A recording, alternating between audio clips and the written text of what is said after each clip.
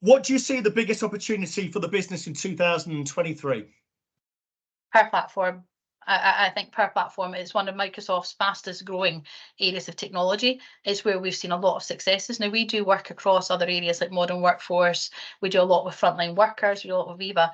But the growth in per platform has been phenomenal. And it's one of those almost catch-alls where it solves so many different problems. If you look at what technology teams are dealing with today, that big clunky application that they have, that's a legacy and they can't do without it, but it's causing them headaches, it's costing them money, and in this environment, costing money is never a good thing. Per platform solves that. When you look at the sort of plugins it can do, when you look at the growth of it, things like Power Pages, we've done some work with that with clients where we can create adaptive web pages for them internally. It's probably one of the quickest growth I've seen in the market in a long while, and I was there for the start of cloud. So you do see the market constantly changing. And I think when I looked at Microsoft, to me, although the Microsoft stack is really interesting, the two fastest growing areas are security and per platform is where I would have always put my bets if I was looking at it.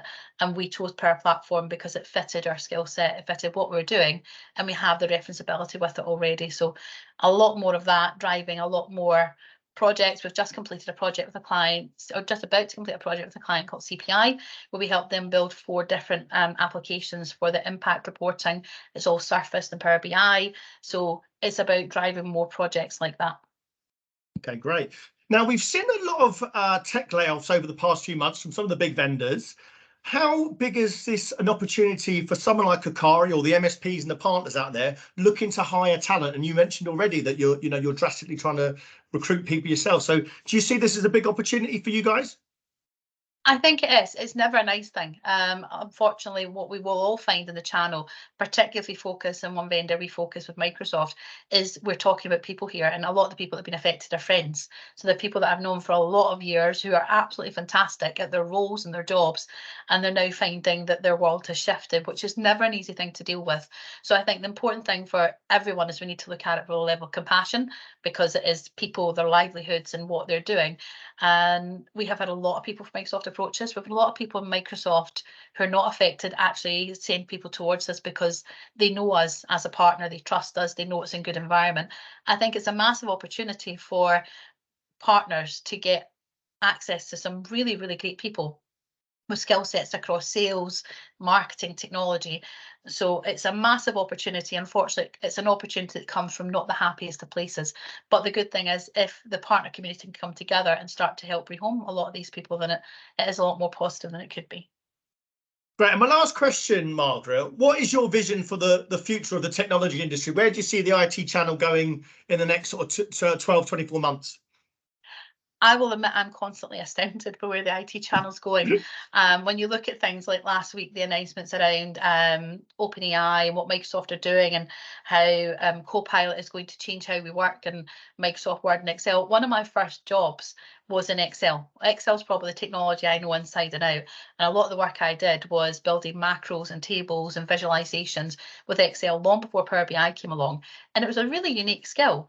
Now I can press 2 buttons in Excel and it does what it used to take me the full day to do. And that's before these new changes and advancements. So I see a lot of investment going into how we change how people work. I see a lot of investment going into how we get rid of the almost sundry jobs, the things that people don't want to do, the repetitive tasks, and focusing on a lot of the other things. But I think we need to be careful with that as well, because sometimes the message goes out there that it's so easy.